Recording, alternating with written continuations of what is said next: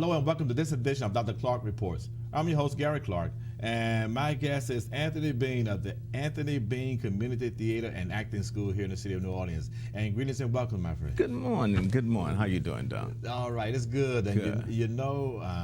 You've been an asset to our community, and I know the Anthony Bean Community Theater and Acting School. That's a big outfit that you run. A big outfit. And could you tell us about the structure and how it's? Yes. We're going on 15 years. We have two components. We have the school, and we have the theater. We do 7 shows a year, and then we do the kids shows, 2 kids shows, and the after-school program and the summer program, which is currently running now. And most of the joy we get out of this is training young people. We take them from the age of 7 years old to 17. And I tell a lot of people when they come to the plays just to look around, look up in the lighting booth, in the sound booth. You'll see kids 12, 13 years old running lights, running sound, stage manager, changing props. And that gives them incentive. When you empower the youth, like somebody empowered me when I was a kid, it gives them something to go on and make them feel like they're responsible for something, and they stay with me. Yes. A lot of them grow up in the program. They become adult actors.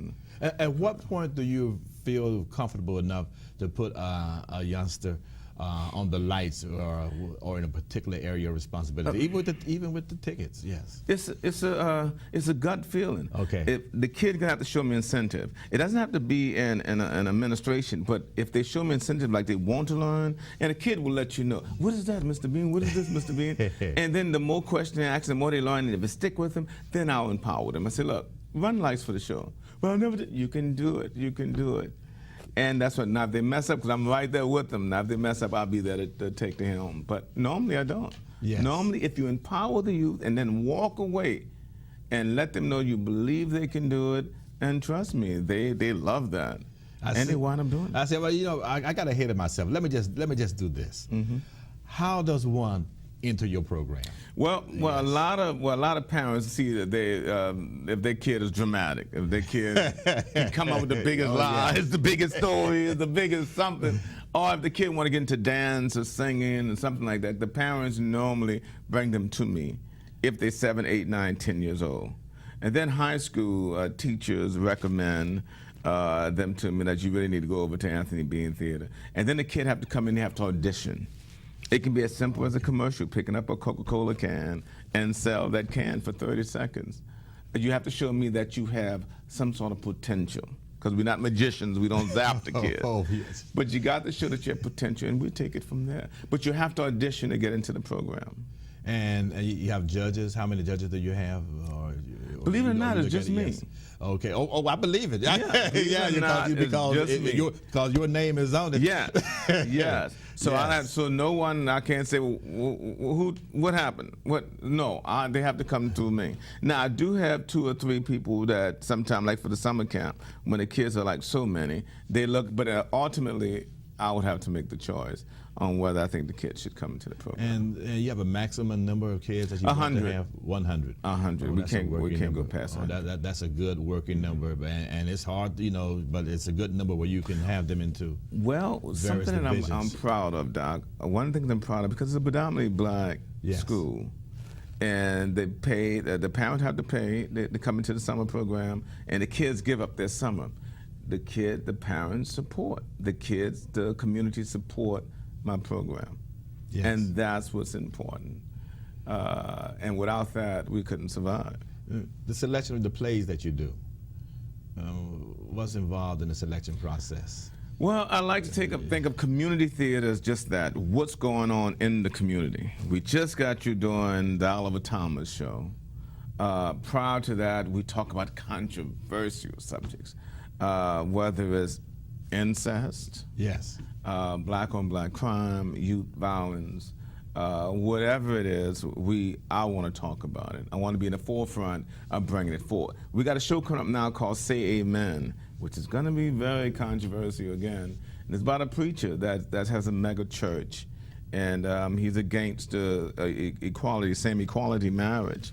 And he's one of the big leaders in the whole vanguard of trying to stop this thing. His 18-year-old son is killed in a mall shooting. innocent bystander. Yes. But there's a secret. Oh. And and I wrote this script. Oh. And I think that it's time that the community we face our own demons. Yes. I think that we need to look at exactly what's going on. We call it for what it is. So I like to think of myself as a truth teller or a storyteller, where I'm saying, hold up a mirror and say, look at us, and all this ugliness and all this beauty, and say, this is who we are. That's what theater is. That's what theater is. What it should be. That is it's a dialogue. It's to provoke dialogue, provoke inspiration. You know, when I was coming up in the late 60s, early 70s, it was there for us. James Brown Said Loud, the Curtis Mayfield talking about we're moving on up. Everybody, black was beautiful. It gave us something to thrive on, something to look forward to. It gave us incentives to be somebody. Was there. Yes. Yes. Yes. That's what's lacking today. You can hear it in the songs, in the lyrics. There is nothing. It's all about property. This is my street, and calling the black women out of their names. But that social connection, that I am somebody. We all collectively involved in this society that's continuously trying to hold us back. That's gone. And that's where you come in. And that's where I come in at. And to fill that void, the necessary void with black theater. To fill that void. It's a necessity. Yes. What I found to be really amazing, in terms of selection of talent, I remember hearing Bill Cosby say something years ago, and he said that when you have that young child, and that child has, as you mentioned earlier, is a bit dramatic, or that child maybe have good comedic experiences and can do things such as that. Said when he was coming up, they wanted to take that child and put them in a corner. That's right. And he says, no, take that child and let that person explore themselves. Absolutely. Because that's where the value is. Absolutely. And now we see this. Yes, indeed. Yes. And I take these little eccentric children and develop them into the artists that they are, whether they're painters or whether they're poets. When I was coming up, there was a poet, I think it's Nikki Giovanni, said, if you see a crazy person on the street talking to themselves, don't run away from them, run toward them, because they're a poet. And I think that every child has something to offer. But you have to believe in them. You got to let them know that you believe in them. And whatever you do, they trust you. Don't break that trust. Yes. Well, that's the most important thing. How do you take these young individuals and eliminate this thing called stage fright and all of that, to give them the confidence to walk on stage and to give them the confidence to perform their skills and not break down? Again, you have to let people know you believe in them. If you let them know that you believe in them, and you let them know that they can do it too, they just need incentive. They just need someone to say, you can do it. And they say, I can't. Yes, you can. I can't. Yes, you can. And if you make them believe and give them an incentive and inspiration, they can do it. That would throw away this fright, the stage fright that you talk about, this I can't do it, what do they call it, stick-to-itiveness, they lack that. But when you empower the youth, when you make them believe, outside of mom and dad and grandmothers, and grandparents, I should say, if you tell them that, look, you gotta look, and looks come in all packages when it comes to performing. And you don't have to worry about your size, but if God gave you talent, let me see what you can do. If I see them audition, I say, look, you got something. Let's work on it. Well, do this for me. What is the it that you look for in acting and when you're doing that? Because like I used to tell my kids when they were young when it comes to sports, I said, when it comes to whatever sport you're in, now this was my view, I would tell my son, if you're big, just be fast. If you're small, just be fast. If you're short, be fast. If you're tall, be fast. But if you're fast, if you're quick, they'll find you, and they'll love it because they like speed no matter what. That's just the beat. What's the central component in your area? If I tell you, you'll find it. You probably think you probably won't believe it. There's a saying: "What you all speak so loud, I can't hear a word you're saying." Okay. The child don't have to open their mouth.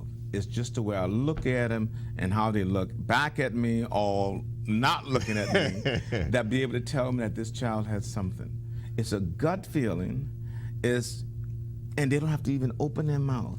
I know that kid. I can pick 10, 20 kids in a classroom. Nobody's talking, and I can just walk around and say, "You, come here." Yes. It's a gut feeling. It's an instinct. I don't know if it's part of God's gift or my divine design that I can be able to pick out the better talent and perfect that talent. Whereas just a gut instinct, it's like a football coach.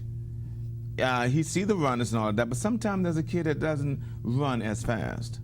But the coach got a gut instinct, this kid can be faster than most. Yes. And he pulled that kid on the side and he said, "No, you're going to be good. You're going to be great." It's a gut instinct. Instinct that you have. It's a gut, and it never failed me yet. Yes. Your temperament of temperament of leadership. In running the theater, and because you know we all, I've seen you. I ask you this question because I have seen you in action. Oh yeah, yeah. Yes. I wear my profession. I wear my profession. I tell you, I go through so many temperaments and mood swings. No, what I'm kidding. But no, I wear my profession. I have. They say I have a personality, a big personality, but I wear it. And eventually all my kids begin to sound just like me. They come in there and they imitate me, and they walk like me, and boy, they answer the phone like me. And people say, "Mr. Bean," and this is a 14-year-old kid on the phone sounding just like me. But no, I wear what I do, and I wear what I love to do. And I have to say this too. At the age of 16, God blessed me with revealing to me I could like to think of as a divine design. I read somewhere that that's actually that God can reveal to you what it is that you was made to do. Yes. That you can do that perhaps no one else can do. And I was in junior high school in the drama club. I was led into this room where they was doing a play, and it was a black school. And this particular play, the way they woke up in the morning, said, "Good morning, mother. Good morning, father." And, "Oh, look, good." And I said, "That don't sound like my family." And the teacher made a mistake of saying, "Well, if you think you can do better, then you write." And I've never written a play in my life. He said, "Well, damn, if you think you can do better than I like that challenge. So I went home and read all this Ebony magazine. I listened to all this music that I thought can inspire me, and I came up with a play. And that changed my life. You see? And at 16, I founded the Ethiopian Theater in the city that lasted for many years. Yes, I like the fact that you're so actively involved and you do work that has a certain degree of civic engagement. Yes, and that you bring these individuals into the fold. Now, I have another good friend from college, and he is a basketball coach, and I used to always say, I would say to him, how do you get up for all of these various games? I mean, I would be nervous before every game. I mean, I can't handle that. But I say the same to you. How do you get up for all of these various plays on not just opening night, the next night, and the next night? I'll say it again. Yes. It's a divine design. If you have a love for something, if God instilled a passion in you, and you feel like this is what's keeping you alive, you're going to do it. It's not what you described to me sound like a task. Okay. If that's not what you're supposed to be doing. But to me, it's an enjoyment. Yes. I leave my camp at 3 o'clock, take a break because I got a 6 o'clock rehearsal. And I don't get home till like 11, 12, then I start that process all over again. It's the joy of it. I may complain and say I'm getting tired of this, but I love it. And I couldn't think of anything else. And I'm glad you mentioned rehearsal. How many rehearsals do you require before? What, 17? It's 17 for drama. Okay. And 25 for musicals. And that can be stretched out from a 4-week period to an 8-week period. So, but I definitely need 17. And we do 7 shows a year, so, I got to be very tight with my time. But give me 17 rehearsals and I can put together a full-length play. Oh, wow. And you see, I remember taking that in college and taking drama in college. And that was my first time being that exposed. I will never forget that my job was back in those days. We had to pull the curtains. My job was just the curtains, and I was just nervous doing that. They would cue me and say, "Pull the curtain." I said, "Now, it's now." It's amazing. Everything is a task. Absolutely. Yes. And let me say this too, because I keep saying me. Yes. On my divine design, but none of this could be possible without the actors. Oh yes. I have some of the best. I would like to believe it's the best actors in this city, from former Councilman Oliver Thomas to Gwendolyn Foxworth, Howard Evans. The audience may not know these names because they're not as famous as Denzel Washington. But if you come to the plays, they're always in some form or fashion playing a part, whether it's a small role, there's no small roles in theater, or a larger or a lead role. They'll see that, and these actors, they know what I want, and they know how to project themselves. And I tell you, it's a beautiful, when a director can take a show and use these actors to get what he wants out of them, it's a two-way street. You need the actors to project what you envision. Without that, you wouldn't have a show. So I got the best talent in the world, the best actors in the world, and they make me who I am. Oh yes, and again, I would like to remind my viewers that I'm Gary Clark. I'm speaking with Anthony Bean of the Anthony Bean Community Theater and Acting School. And yes, sir, Anthony Bean, my friend, will you please tell my viewing audience the Anthony Bean story? Oh, yes. And what capacity I've had so many. Tell them where you're from and where you grew up. I lost a daughter who was 16. I have so many stories to tell. But I'm from New Orleans, Louisiana. Graduated from Joseph S. Clark High School, went to UNO. Started theater at 16, Ethiopian theater, which lasted almost 20 years. Went away to LA for 10 years. Came back, went to NOCA to do a workshop. There was a young lady there, a young black student, who told me that I was the first African-American male that ever came to do a workshop at their school. And I was kind of amazed because this is a majority black city. And when I stepped into the hallway, I seen these black kids who sound as Caucasian as you can get. Billy, come on! And knowing, I promise you, this is a true story. I say that we need a school for our kids so we can appreciate who we are, so they can understand why they sound and talk and look the way they do, why their lips are full, why their butts are big. I am very serious. I want to do something where we can, with the youth, so they can understand why they look the way they do. Yes. The beauty of it all. And it just so happened, I was going to go back to LA. My daughter, who was 16 years old, passed suddenly away. And in that same time frame, there was a school that was vacant on Carrollton Avenue.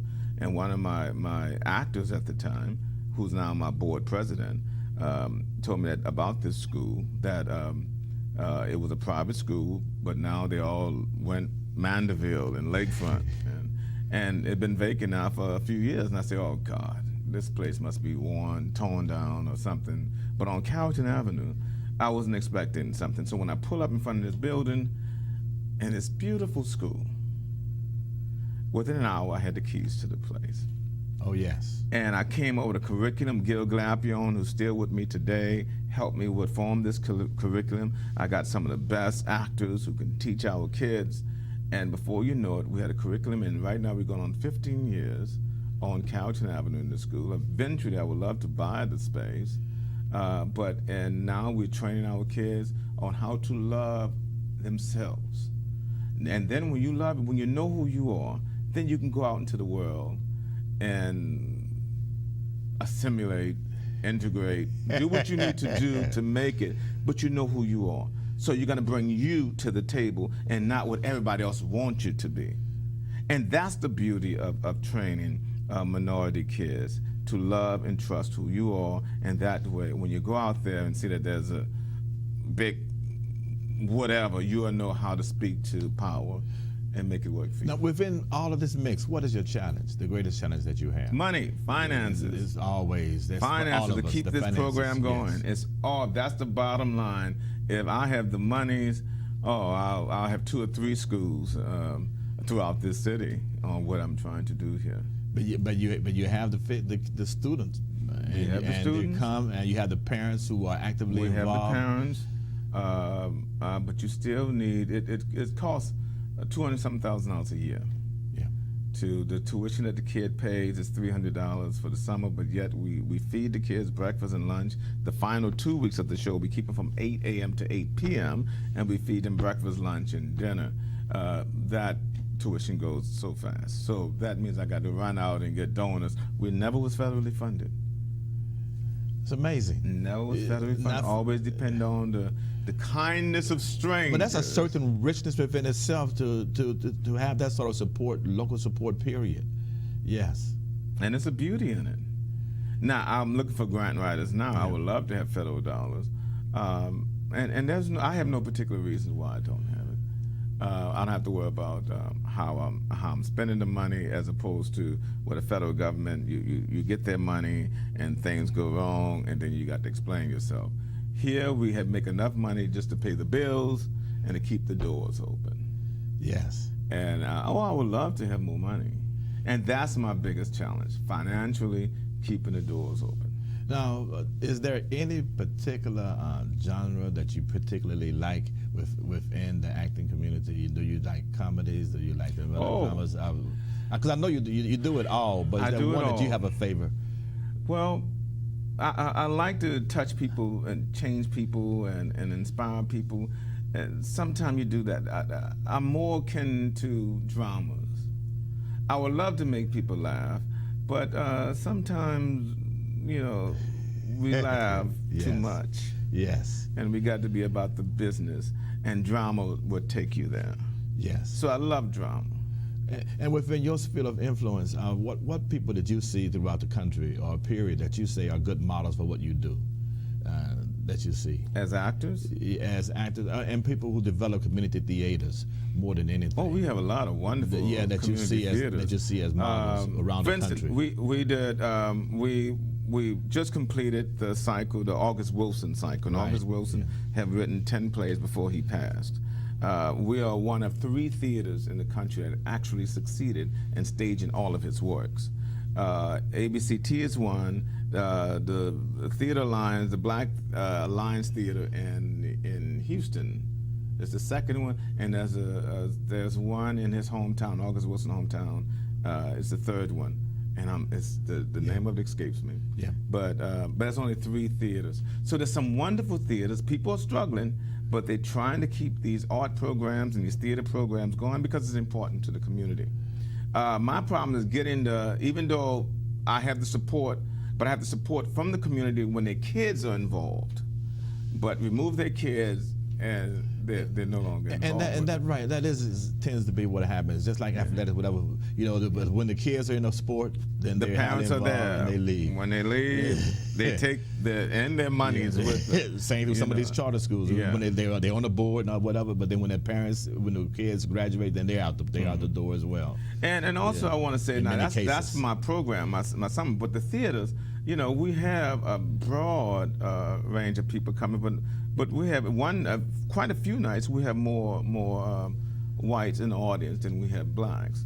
So if I would love to expand that number.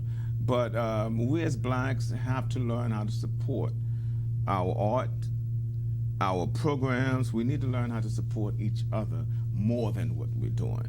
Yes. And that's my challenge, is to say, look, this is designed with you in mind, but we need your help to keep this thing going. Even if you buy a $20 ticket, that $20 ticket can help a child to go to camp who can't afford camp, or that can help a kid who need to be in the after-school program but can't afford it, or they can't afford the books.